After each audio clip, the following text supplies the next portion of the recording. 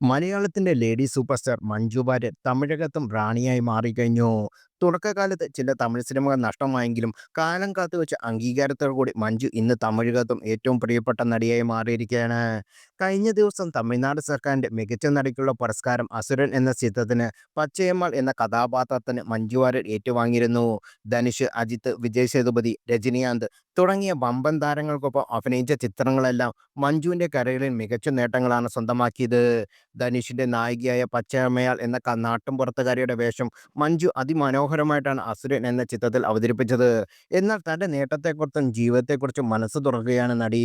പുരസ്കാരം സ്വീകരിച്ചുകൊണ്ട് മഞ്ജു സോഷ്യൽ മീഡിയയിൽ കുറിച്ച വാക്കുകൾ ആരാധകർ ഏറ്റെടുത്തു കഴിഞ്ഞു.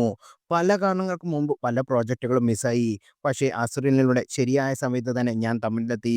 പോകുന്ന ട്രാക്ക് ശരിയാണെന്ന് ഈ അവാർഡ് തെളിയിക്കുന്നു എന്നാണ് മഞ്ജു വാര്യർ പറഞ്ഞത്. ഒരു പുതിയ സ്കൂളിൽ ആദ്യമായി പോകുന്ന കുട്ടിയുടെ അതേ അവസ്ഥയിലാണ് ഞാൻ അസുരന്റെ ലൊക്കേഷനിൽ എത്തിയത്. എന്നാൽ ആദ്യ തമിഴ് സിനിമയ്ക്ക് തന്നെ സർക്കാരിന്റെ പുരസ്കാരം ലഭിക്കുമ്പോൾ യു ഫീൽ മോർ വെൽക്കം എന്ന് പറയില്ലേ, അതുപോലാണ് എനിക്ക് ഈ നിമിഷത്തിൽ തോന്നുന്നത്. നമ്മൾ ചെയ്ത ജോലി നല്ലതാണെന്ന് ലോകം അംഗീകരിക്കുന്ന നിമിഷമാണ് ഈ അവസരത്തിൽ ഞാൻ കാണുന്നത്.